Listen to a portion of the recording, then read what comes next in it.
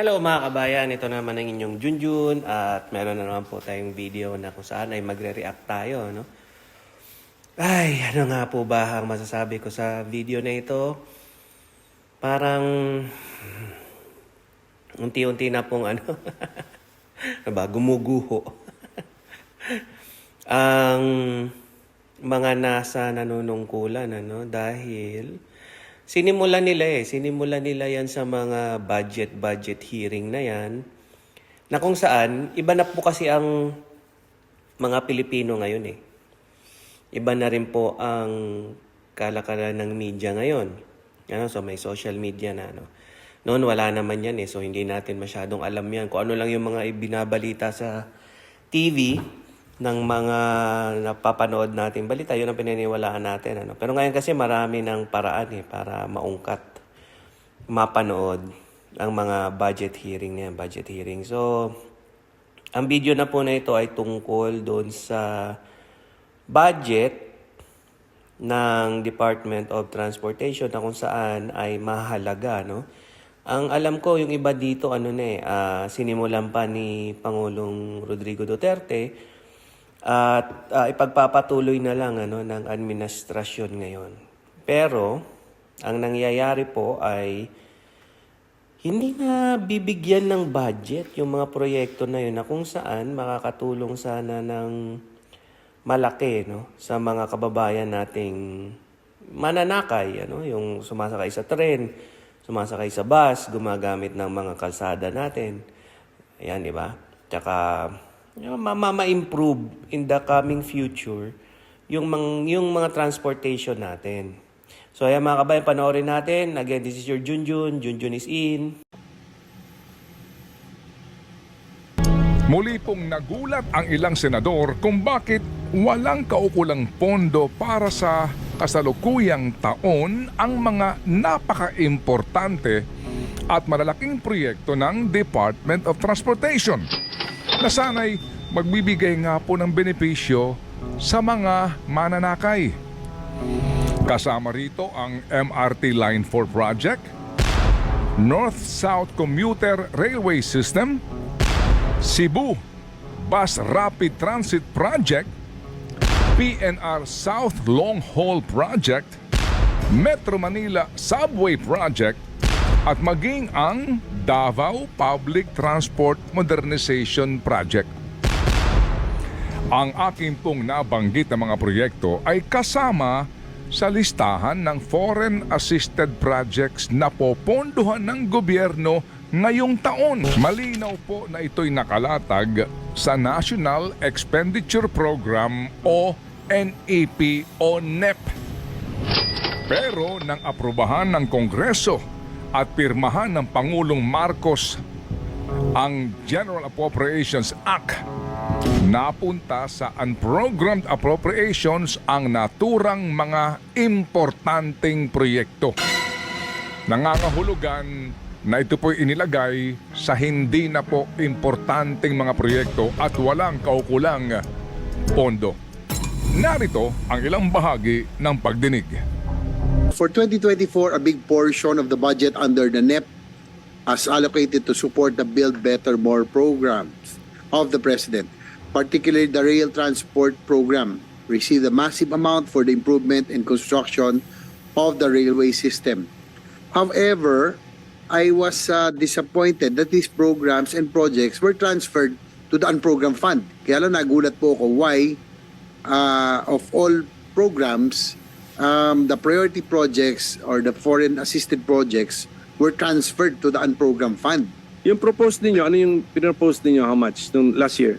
187 billion in the NEP, 180. and then in the GAA we only got 41 billion. Ganun kababa ba yun? Are you sure? It was put in the majority of our appropriations was put in the unprogrammed. Okay, sige. So, We want to know the projects and that yet have to be funded, no? Kung talagang meron. Kasi nga priority ito bakit mapupunta sa it's still a puzzle and we still do not understand. Ang tinatanong po ni Senator J.V. Ejercito at Coco Pimentel ay si Undersecretary for Administration and Finance Jesus Gonzales ng DOTR. Ika ni Senator J.V., naguguluhan siya kung bakit nangyari ang mga ito. Habang sa Kamara de Representante po naman sa budget briefing ng DPWH, may isang kongresista rin ang nagtanong kay Secretary Manuel Bonoan kung ano ang nangyari sa budget po naman ng foreign assisted projects. Narito ang ilang eksena sa naturang budget hearing. Foreign assisted projects, there's zero allocation in 2024 GAA. Ano pong nangyari doon sa allocation niyo for foreign assisted project? For 2024, Your Honor? Yeah.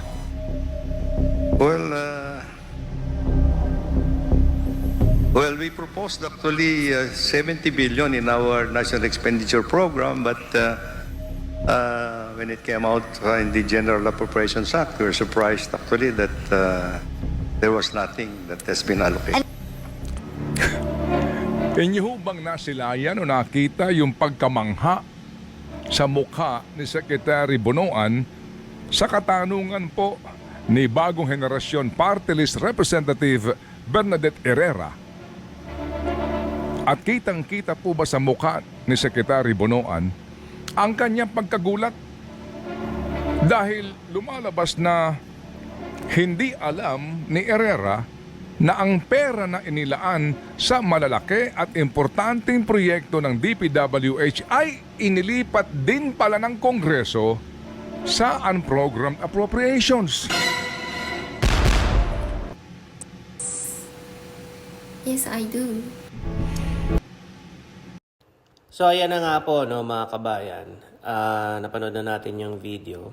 So kung mapapansin nyo, yung mga budget para sa mga malalaking proyekto na ito, no, na makakatulong na malaki para sa ating transportasyon, hindi nga lang yan sa sa Manila eh. Meron pang mga probinsya. So Cebu, Davao, at yung long haul train ba yun? Alam ko pag ganun, yun eh.